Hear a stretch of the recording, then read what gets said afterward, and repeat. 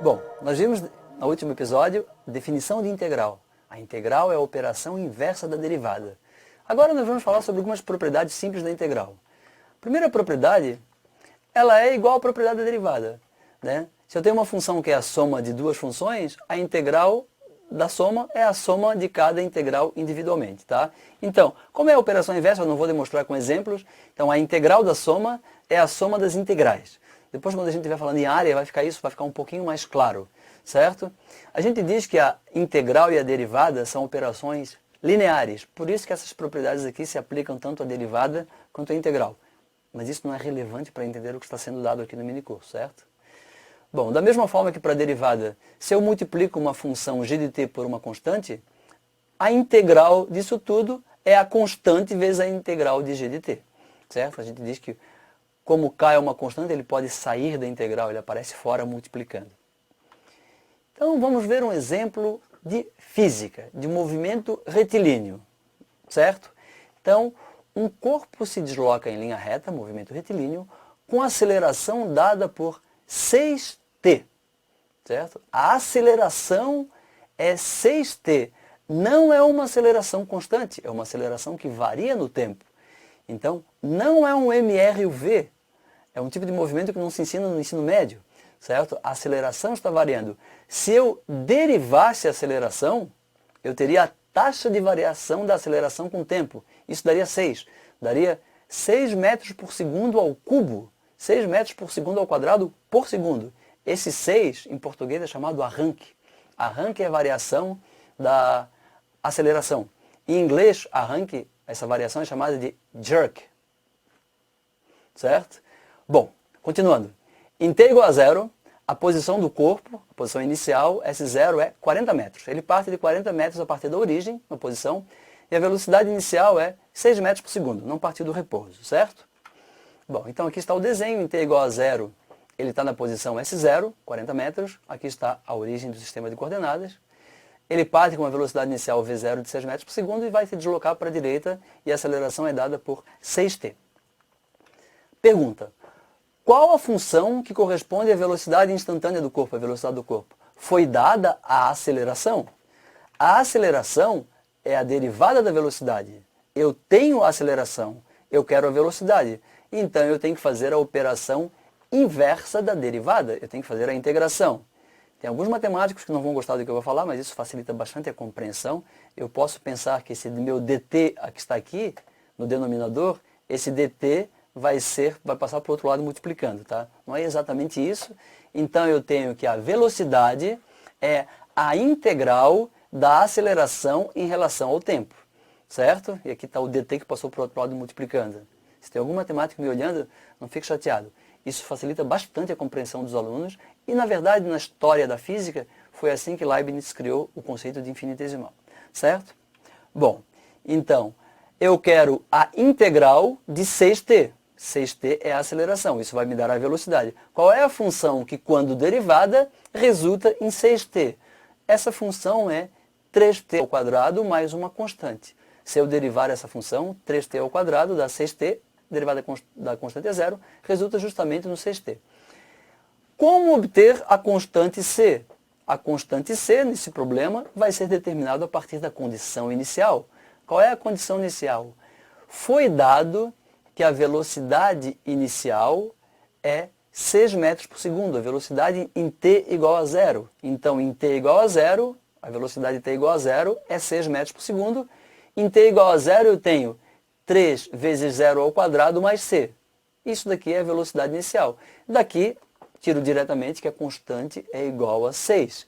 Então, portanto, a função horária para a velocidade é 3t ao quadrado mais a constante. A constante, nesse caso, vale 6. Corresponde à velocidade em t igual a zero, a velocidade inicial do móvel.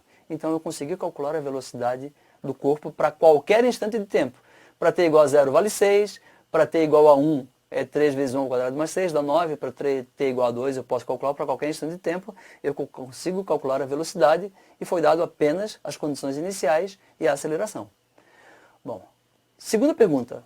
Qual função corresponde à posição do corpo? o S de t, o S em função do tempo. Eu sei que em t igual a zero, a posição inicial é 40 metros.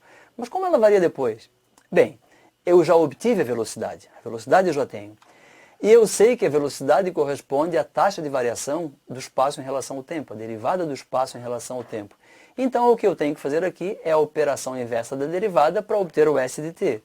Ou seja, o S de t é a integral de v de t em relação ao tempo. Qual é a função que, quando derivada, resulta em 3t ao quadrado mais 6? Essa função, pensando um pouquinho, fazendo aqui por inspeção, a gente tem que essa função é t ao cubo mais 6t mais 6.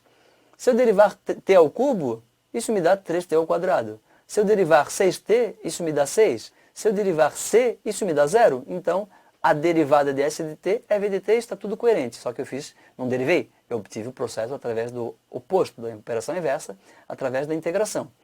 Aqui também tem uma constante, não é igual a outra constante, até coloquei em itálico aqui para dizer que não é a mesma constante, mas é uma constante desconhecida. Quanto vale essa constante desconhecida? De novo, eu vou obter a partir da condição inicial. Em t igual a zero, foi dado que a velocidade inicial é 6 metros por segundo. Então, em t igual a zero, a posição inicial é 40 metros. Em t igual a zero, a posição inicial é 40 metros. Então, em t igual a zero, eu tenho 0 ao cubo, mais 6 vezes 0 mais c, isso é igual à posição inicial, 40 metros.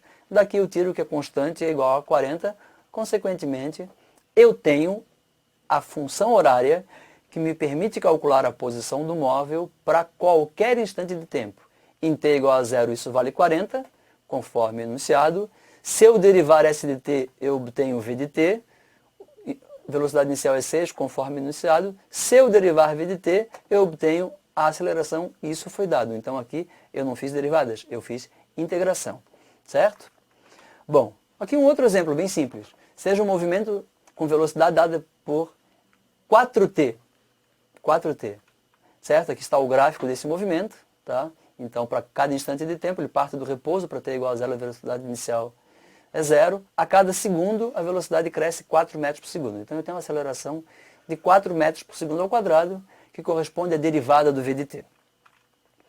A pergunta é, calcular o deslocamento do móvel entre t igual a 1 segundo e t igual a 3 segundos.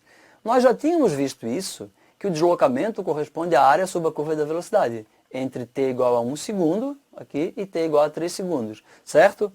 Ora, o deslocamento corresponde à área sob a curva de velocidade. Mas o deslocamento é também a integral da velocidade em relação ao tempo. Isso me mostra uma relação que a integral tem com área. A integral de uma função tem a ver com a área sob a curva desta função, certo? Nesse caso, essa área é um valor numérico, não é uma função. Então, aqui a gente chama de integral definida. O que é integral definida? Nós já tínhamos visto a integral indefinida, que parecia aquela constante, era primitiva ou antiderivada. A integral definida, ela inclui o que se chama de limites de integração. Eu quero saber o deslocamento entre t igual a 1 e t igual a 3. 1 é chamado limite inferior, 3 é chamado limite superior. E a notação que se usa é o deslocamento entre 1 e 3 segundos é a área sob a curva de velocidade. É a integral de v de t entre t igual a 1, limite inferior, e t igual a 3, limite superior. Como que se calcula isso? É simples, tá? A velocidade foi dada, 4t, aqui está. Eu tenho que obter a primitiva de 4t, a antiderivada. A antiderivada é 2t ao quadrado mais c. Essa é a antiderivada de 4t. E eu vou substituir o limite superior e o limite inferior na antiderivada. A notação está aqui, limite superior em cima, limite inferior embaixo, nada mais lógico, certo? E para calcular isso, eu tenho que fazer o valor da primitiva em t igual a 3, menos o valor da primitiva em t igual a 1. Então, 2 vezes t com t igual a 3 ao quadrado, mais constante, menos o valor com t igual a 1. Tem uma subtração, vai ficar mais claro depois, tá? Mas, primeira coisa, a constante, ela corta de cara aqui. Então, a constante ela não é relevante na integral definida, porque ela vai ser subtraída, certo?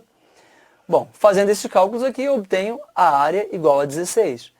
Claro, foi um jeito complicado de calcular a área de um trapézio. A área de um trapézio aqui, ó, eu tenho, aqui vale 8, certo? Desculpa, aqui vale 4, certo? Aqui vale 12, 4 mais 12 sobre 2 é igual a 8, 8 vezes a base, 16. Eu poderia calcular a área do trapézio. Eu calculei usando integral, o conceito de integral definida.